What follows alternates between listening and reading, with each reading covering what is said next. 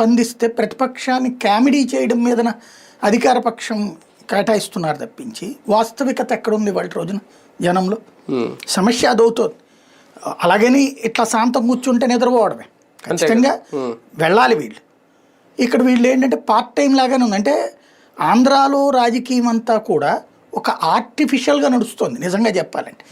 Whole హార్టెడ్గా లేదు. తెలంగాణలో వచ్చేటప్పటికి అంతా హైదరాబాద్లోనే ఉంటారు కదా, వాళ్ళు వెంటనే తగులుకోవడమో రగులుకోవడమో జరుగుతుంది. మనకి ఆంధ్రాలో అంతా హైదరాబాద్లోనే ఉంటారు వీళ్ళు కూడా. కాబట్టి అప్పుడప్పుడు ఇక్కడ మనకి విజిటింగ్ ప్రొఫెసర్స్ వీళ్ళందరూ కూడా. మనదంతా కూడా ప్రవాస రాజకీయం. మన రాజకీయ మన పార్టీలకు సంబంధించిన నాయకులందరూ చంద్రబాబు నాయుడు గారు, లోకేష్ గారు హైదరాబాదు, అప్పుడప్పుడు ఇక్కడ మనకు 3 రోజులు 4 రోజులు కేటాయిస్తుంటారు.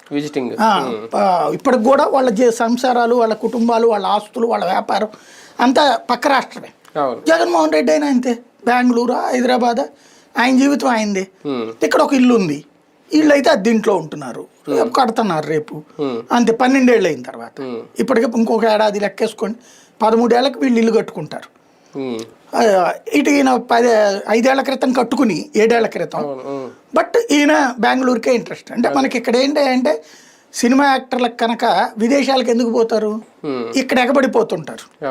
అదే విదేశాల్లో అయితే ఎవరు పట్టించుకోడు. మామూలు మనం షాపింగ్ చేసినట్టే షాపింగ్ చేస్తారు.